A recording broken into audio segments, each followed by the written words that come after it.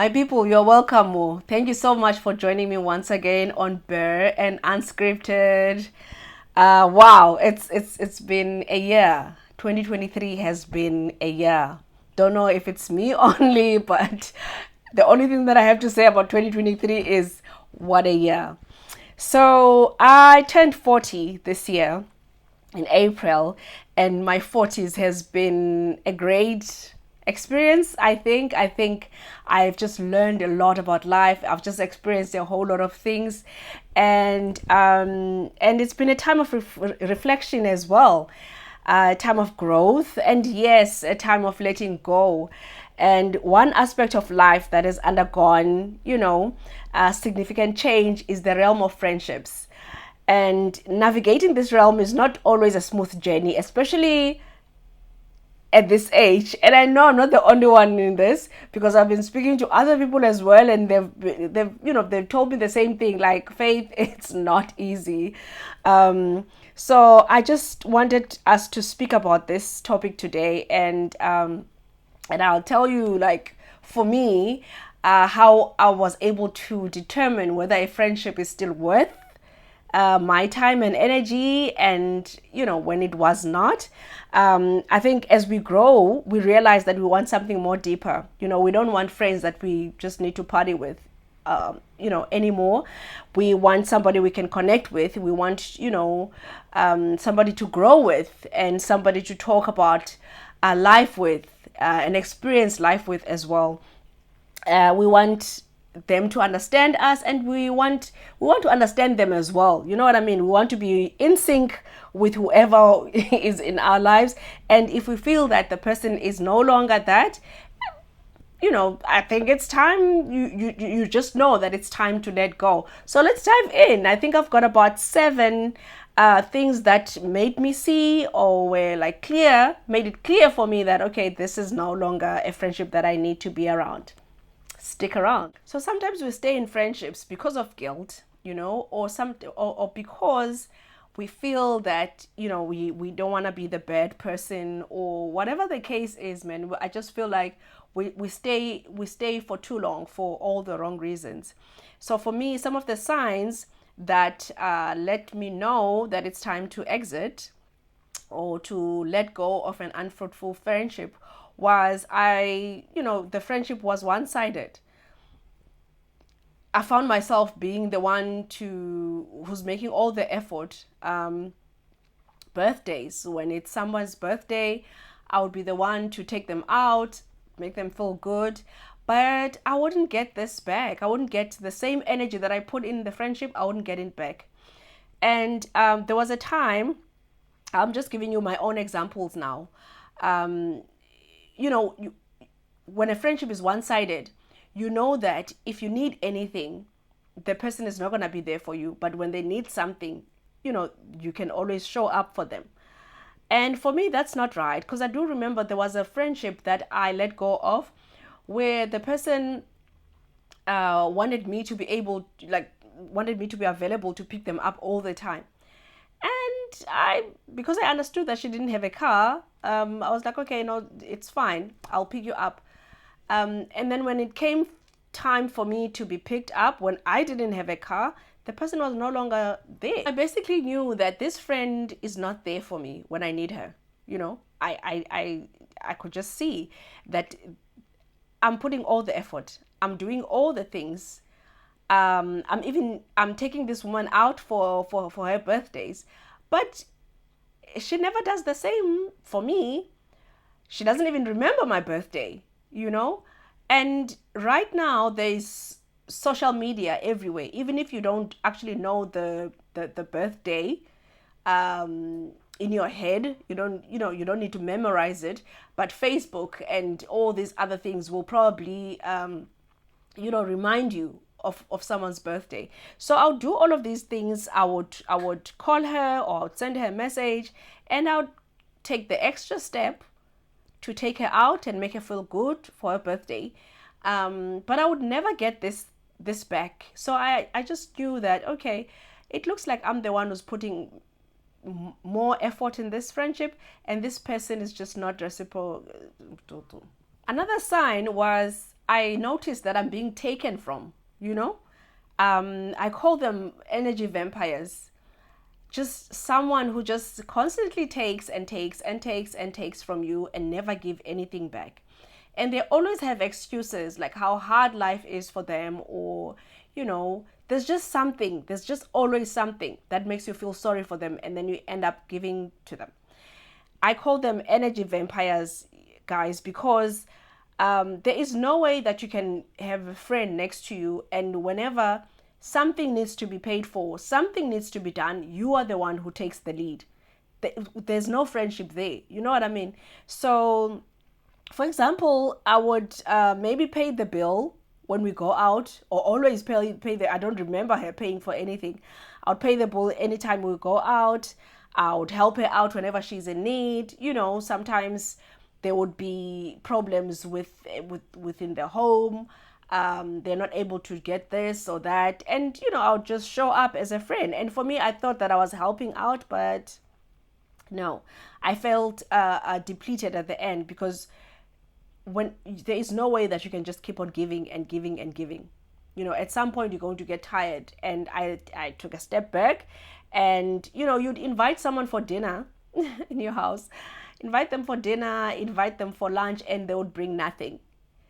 You know what I mean? Like, what happened to people asking you, like, can I bring a dish of something? Can I bring wine? Can I bring juice? Anything. But I just saw that, okay, this was not happening.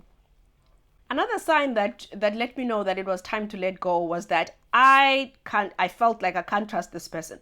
I don't feel safe around them. There's a saying that says, if someone discusses other people with you, they will discuss you with other people. And with this friend, every time we would meet up, there would be a story about someone who did something. And it's always people. And I always wondered, like, so, okay, so you're telling me all of these stories about all of these people. What are you telling them about me? Because surely whoever you meet, this is what you do with them. You can't be doing this with me only. So I felt like I can't trust this person. Trust is very important for any relationship, especially for mine. I can't have a relationship with someone that I can't trust. I let go immediately. So I was just tired of listening to what other people did. You also just can't trust these people. Even if you tell them something, that it's going to go to somebody else. Because if they can do it with you, they can do it. I don't know the word. Like, if they can do it with you, they'll do it with somebody else. So you just can't share anything with them. You can't share any personal things with them. So what's the point then? Then you find point number 4 that made me see that it was time to let go. I found this person complains a lot, and she dumps a lot on me. Listen, so there's a difference between venting and dumping. Venting about your work, about your partner, about your kids, about, that's okay. But dumping on me, telling me how life sucks for you, and how life is unfair, how everything is just going wrong with you all the time. Now that's dumping, okay? And now you're leaving me to carry all these things that you've just told me, right? I'm just a dumping ground for you. Whenever you feel sad or whatever, I'm the first one to call. In some cases, that is okay, but it also depends, because if someone is doing this and they're telling you they're dumping on you, the heavy stuff that they have, and you give them suggestions that you would want them to carry out those suggestions, right? But if someone resists the suggestions you make, they don't make any changes, they don't implement any of the things that you've just advised them to, then that's dumping. They don't need help. They enjoy dumping. They just complain all the time, and they never take the necessary steps, to change or to make the situation better. Point number 5 was, I noticed that this person doesn't support me, and they are low-key competing with me. Okay, so for example, you would find that someone has little comments that they make about you.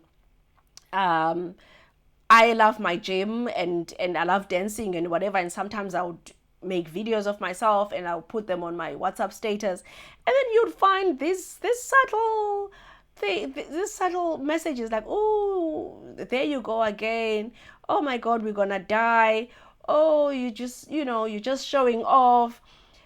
And I was just like, no, man. And they would also like belittle your accomplishments, because I'm someone who loves to learn. I'm someone who loves to grow. I'm a lifelong learner, so I'm constantly learning, I'm constantly growing. And I just knew that this person doesn't support me. I would graduate and do this and the other one, and no congratulations from my friend, just nothing. And the only time that she would probably say something is like, oh, can I come to your place, oh, can we do this? And I was just like, okay, this is not working for me. They don't celebrate with you when you celebrate, you know. um they will never cry with you when you cry. Just forget that one.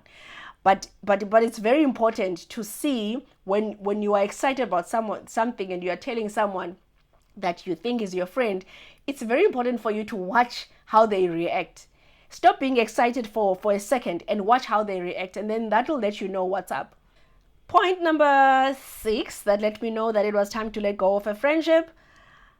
I didn't feel great. I was after spending time with this person, man. I was like, every time I spend time with them, I would feel drained. Listen, at first you don't notice this, but as time goes on, you're like, okay, something is off. Maybe you can't put your finger on it, but you know that something is off. So I felt judged, even if I talk about things, because I've got dreams. I've got, I like to go for it, in my life. I just, whatever it is that I need to do or I want to do, I go for it. So I would talk about these things and but I would see that, no, man, this person is judging me. I'm being questioned. I'm being judged. Something feels off after spending time with them. I don't feel great about myself after spending time with them. It's like they are scrutinizing my life and the things that I say. Like, you know what I mean? When you're telling someone something that's important to you and you're excited, and someone is like, keeps on questioning you and questioning and scrutinizing you. I noticed that. I was like, no, man, this is just not good for me. I feel exhausted after spending time with this person. I don't feel energized anymore, after spending time with them. I feel drained. They're not those kind of friends. They are those kind of friends. When you spend time with them, you feel energized. You feel like they are a breath in. They just light up your life, and you're just excited about life after spending time with them. No, this friend was the total opposite.